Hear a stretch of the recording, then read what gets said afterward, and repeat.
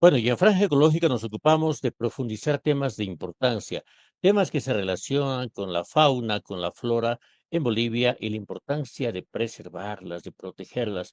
Estoy justamente con un especialista internacional, me encuentro con el doctor Enrique Richard. Él es un biólogo de gran trayectoria y que ha realizado importantes investigaciones. Bienvenido a Franja Ecológica, doctor. Muchísimas gracias, querido Carlos. Un gratísimo placer estar de nuevo compartiendo esto con mi querida Bolivia. Muchísimas gracias. Y hoy queremos conocer a través suyo, de toda su experiencia, de sus investigaciones, a un pequeño habitante del lago Titicaca. Mira, cuántas veces yo he viajado al lago Titicaca con la familia, mi trabajo periodístico, pero realmente, mira, recién estoy llegando a conocer a uno de nuestros habitantes que es tan importante, pero que incluso estaría en peligro. Adelante, ¿de quién se trata, doctor? Bueno, mira, curiosamente tenemos un habitante que es casi único en Bolivia.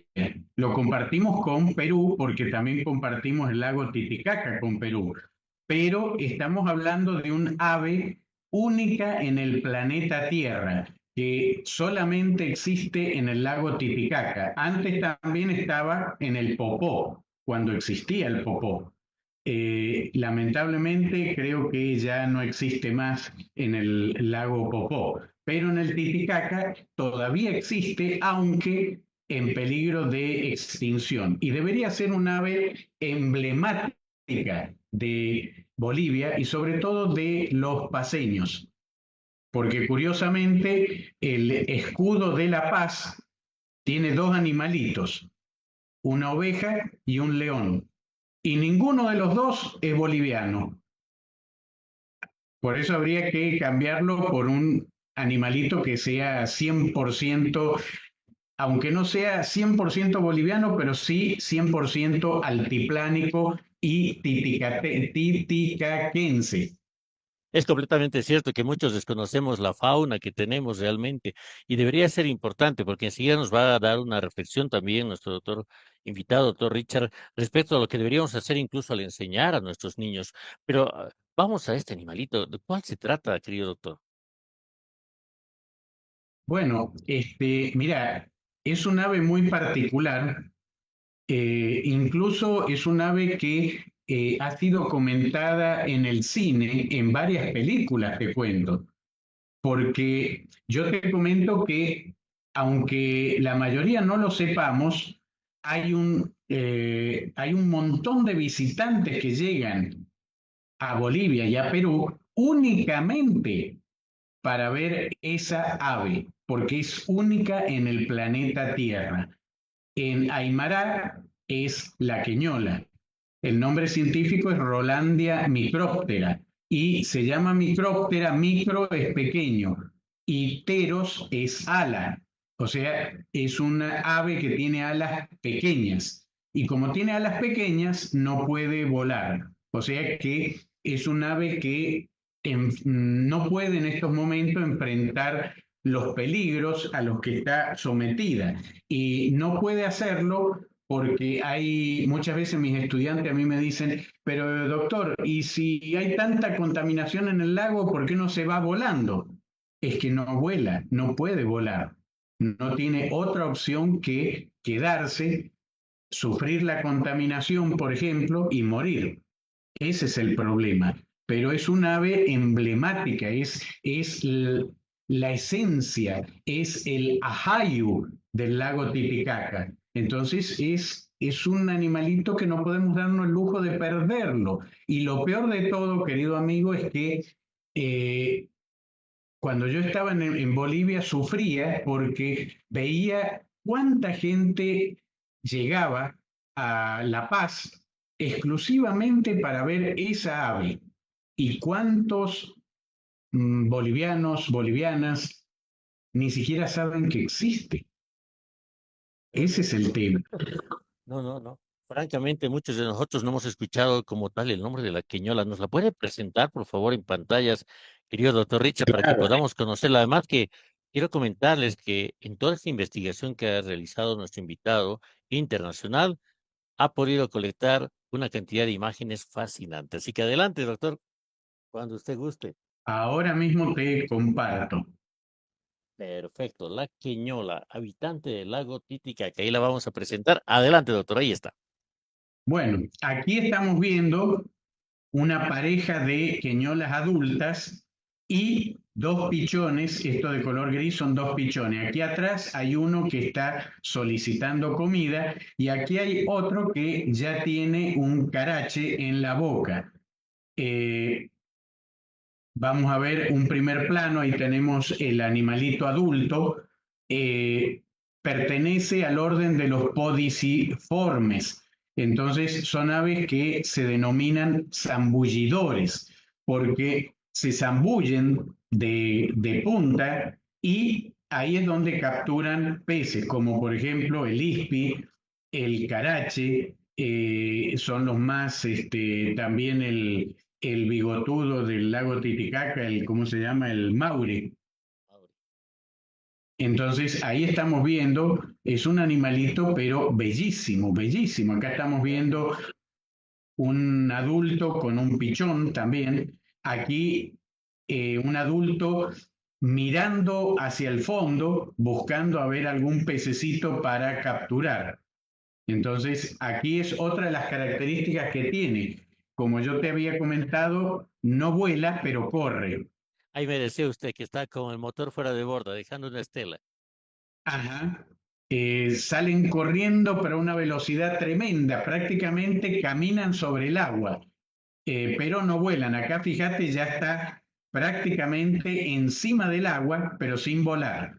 Es decir, con las patitas palmeadas, semipalmeadas en realidad, va moviendo tan rápido esas patitas que es el mismo efecto de un motor fuera de borda y corren sobre el agua a gran velocidad. Son fantásticos estos animalitos. Realmente impresionante cómo se mueven en el lago Titicaca. Y ahora la cantidad de estos animalitos se va reduciendo, doctor. Te cuento que sí, te cuento que sí. El último censo que se hizo, eh, creo que no sobrepasan los 207 individuos. Muy, muy pocos están quedando. Y como yo te comentaba antes, habían dos poblaciones, una en el lago Titicaca y otra en el Popó. Pero cuando se secó el Popó, que mucha gente también me comentaba y me decía, pero eh, está bien, se secó, pero igual que los flamencos se van a otro lago y listo. Es que eso no lo puede hacer por lo que yo te comentaba. Los flamencos vuelan, las pariguanas, las parinas vuelan, pero la queñola no. Entonces, si se seca el lago, pues muere. Por eso ahora la población mayoritaria está en el lago Titicaca, pero en un número que va disminuyendo año a año por las amenazas del ser humano, las amenazas antropogénicas, que no son pocas, ¿eh? Claro, por un lado tenemos el tema del tema climático, pero también hay de alguna forma los están exterminando o los están matando también a estos animalitos, doctor. Sí, te cuento que, como bien lo has hecho notar, por un lado tenemos la amenaza del cambio climático que afecta tanto a la queñola como a los peces de los cuales se alimentan. Pero después tenemos otro tipo de amenaza, por ejemplo, el ecosistema de este animalito son los totorales. Y lamentablemente, eh, los totorales en el lago Titicaca también están siendo diezmados. ¿Por qué? Porque ha habido una serie de fenómenos en el altiplano. Por ejemplo, el hecho de traer ganado exótico como las ovejas han eliminado prácticamente las pasturas del altiplano y actualmente lo que está haciendo la gente alrededor del lago Titicaca es seguir criando ovejas y vacas, pero ya no hay pasturas. Entonces, ¿cómo las alimentamos? Con totora. Entonces, están cosechando esa totora para darle de comer al ganado. Y resulta que esa totora, lo que mucha gente no entiende, los tihuanacotas sabían la importancia de la totora, porque para ellos incluso era un alimento. Pero lo que no entendemos es que la totora es la guardería de los ispis, los mauri, los caraches. Ahí es donde esos pececitos se reproducen. Entonces, al quitar la totora, las poblaciones de ispi, mauris y caraches, de los cuales se alimenta también el poblador aymara, estamos afectando no solo el bienestar humano, sino también que le estamos quitando el alimento a la queñola. Entonces ahí tienes un impacto enorme. Por otro lado, en los totorales es donde este animalito hace su nido. Si yo le quito la totora, no tiene dónde hacer su nido. Entonces, este fenómeno afecta no solo a la queñola, sino a todos los patos andinos y todas las aves que utilizan los totorales para eso. Entonces, conforme disminuyen las poblaciones de ispi, de mauri, de carache, también disminuye la población de queñolas.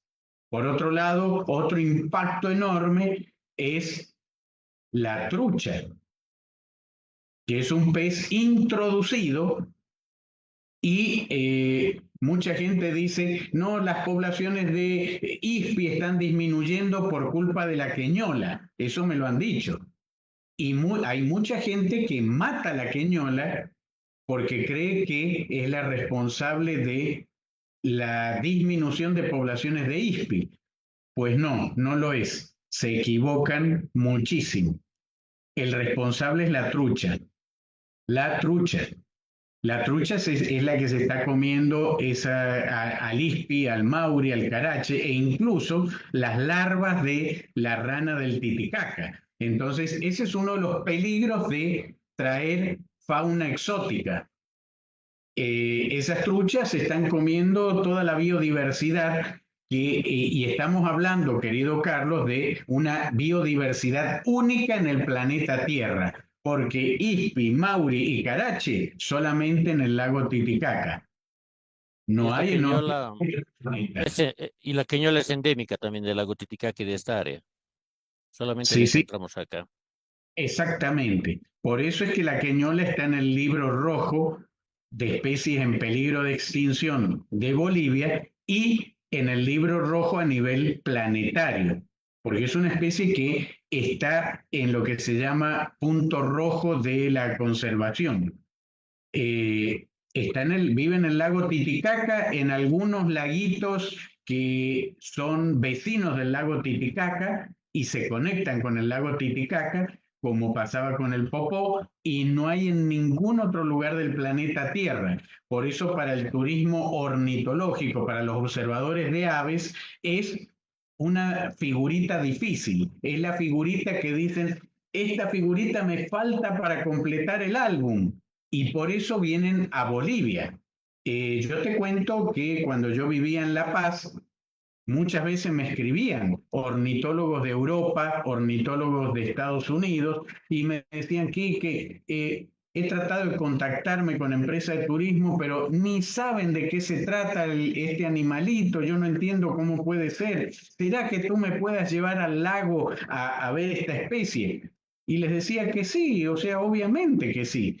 Y muchas veces no entendemos que eso es una fuente de ingreso para el poblador rural. ¿Por qué? Porque el turista viene y tiene que pagar pasaje aéreo y para ver esta especie también tiene que pagar hotel, tiene que pagar restaurante, tiene que pagar comida, tiene que pagar guías eventualmente. Entonces, es una fuente potencial de ingreso. Y yo te estoy hablando de un animalito que no estamos promocionando. Si este animalito lo promocionáramos, entonces, esto sería un gol de media cancha, sería una fuente de ingresos impresionante y eso ayudaría a conservar a la especie, porque no vas a matar o eliminar o extinguir un animal que te está dando de comer, Ahora, en que ese esa es la. tema, doctor, disculpe, ¿hay ya programas de conservación a nivel nacional, internacional que se hayan empleado para poder preservar a este animalito? Te cuento que no, por lo menos en Bolivia. En Perú han habido varias iniciativas, pero más enfocadas a educación ambiental. Y a través de la educación ambiental, promover la conservación. Como yo te comentaba, en el último libro que yo publiqué de educación ambiental, he utilizado muchas metáforas y muchos lemas que he ido ideando a lo largo de los años, como ese que te comenté al principio. Nadie ama lo que no conoce y lo que no se conoce no se cuida y no se conserva. Pero lo que muchas veces no se entiende es que cómo se hace para proteger una especie que no se conoce. Y ahí está el tema de los abecedarios. Es decir, si tú vas a cualquier escuela en La Paz, por ejemplo, el abecedario es la P de pingüino, porque te imaginas que en el lago Titicaca hay un montón de pingüinos. Exacto. La H de hipopótamo, también hay un montón de hipopótamos en el lago Titicaca. La J de jirafa que yo te mostraba. ¿Dónde vas a ver una jirafa? O sea, tendríamos que utilizar abecedarios totalmente contextualizados en Bolivia, que pongan en valor ese patrimonio valiosísimo que tiene Bolivia, porque un niño es un futuro conservacionista. Entonces, lo que tenemos que tratar de hacer desde la educación ambiental es lograr enamorar a nuestros niños de Bolivia. Y la queñola es parte de Bolivia. Entonces, si yo logro enamorar a los niños de Bolivia, pues ni siquiera me van a hacer falta leyes para proteger a la biodiversidad. ¿Por qué? Porque nadie le hace daño a lo que ama. Es puro sentido común, querido Carlos. Correcto, doctor. Y una consulta adicional en este tema para ese animalito y para todos los que están en el lago Titicaca. Me imagino que la presencia de plástico que cada vez es mayor por los turistas que van dejando botellas, los pobladores, las bolsas, botellas y todo tipo de envases está generando también efectos a estos pobres animalitos en su alimentación y otros hábitos, me imagino. Por supuesto. Eh, en los últimos años he podido publicar algunos artículos sobre el impacto de plástico en aves de, el altiplano y aparecen a la orilla del lago Titicaca, lamentablemente, un montón de queñolas y otras aves acuáticas muertas. Entonces, con mis estudiantes lo que hemos hecho es rescatar esas aves muertas, ¿no es cierto? Y abrirlas, practicar una necropsia. Y en el tracto intestinal hemos encontrado la causa de muerte. Todo el tracto digestivo, el estómago, el esófago, lleno de plástico, plástico y plastoformo. Sobre todo, por ejemplo, ¿cómo es que se llama? La choca, creo que le dicen, esa ave negra, la choca, por ejemplo, es un consumidor de plastoformo, pero impresionante. Yo he podido fotografiar eh, adultos de choca dándole de comer plastoformo a sus pichones. Uy, qué terrible, doctor. Terrible. Ahora, la pregunta es, ¿por qué lo hacen? Y la respuesta la hemos encontrado en Copacabana. ¿Por qué? Porque los turistas llegan a Copacabana y compran arroz inflado. y le tiran a las aves arroz inflado, como las chocas. Y las chocas se acostumbraron al arroz inflado. Y el arroz inflado tiene el mismo color y consistencia que los granitos de plastoformo. Entonces, cuando ven el plastoformo, los granos de plastoformo, piensan que es arroz, arroz inflado, y por eso se lo comen. Y si tú recorres hoy las orillas del lago Titicaca en Copacabana, cerca de los principales centros urbanos, vas a ver que plastoformo hay por todas partes. Y bueno, la Realmente, queñola, sí, tremendo. La queñola hemos abierto no sé cuántas, ya no recuerdo, pero hemos abierto un montón de queñolas que hemos encontrado muertas a la orilla y, como te decía, el esófago, sobre todo el estómago, lleno de plástico. qué increíble realmente los datos que nos cuenta, doctor. Bueno, se nos va acabando el tiempo. Yo le quiero agradecer muchísimo por esta entrevista. ¿Cuál es el mensaje que puede darnos, doctor? Usted ha estado acá en Bolivia, nosotros y a las autoridades a futuro para poder preservar la queñola y los demás animalitos. Bueno, lo que puedo decirte es una otra frase mía, pero esta vez vinculada a lo que significa realmente el desarrollo sostenible. Tenemos que priorizar la investigación, porque la investigación es lo que me dice a mí lo que tenemos en el país y cómo administrarlo sosteniblemente. Entonces hay que investigar para conocer. Hay que conocer para educar y hay que educar para conservar y hay que conservar para prosperar. Borra todo lo del medio, quédate con la primera y última palabra y te queda que hay que investigar si quieres prosperar como pueblo. Entonces, muchas veces creemos que la investigación científica es un lujo de los países desarrollados. No, es todo lo contrario. Es una necesidad de los países en vías de desarrollo.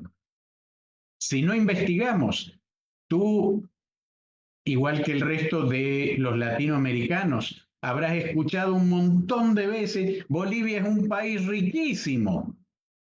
Y yo estoy de acuerdo, pero ¿por qué estamos llenos de pobres? Porque no entendemos la ecuación. Bueno, y nos quedamos con este mensaje, querido doctor Richard, de que tenemos que preservar este hermoso animalito que muchos no lo conocíamos, que ahora tiene que ser un emblema también de Bolivia y sobre todo ese sector del altiplano, que es la queñola. Así es, querido amigo. Como te había comentado, la clave es la investigación científica, porque la investigación es lo que le dice a Bolivia lo que tiene, la riqueza que tiene, y le dice también cómo administrarla, cómo usarla sosteniblemente.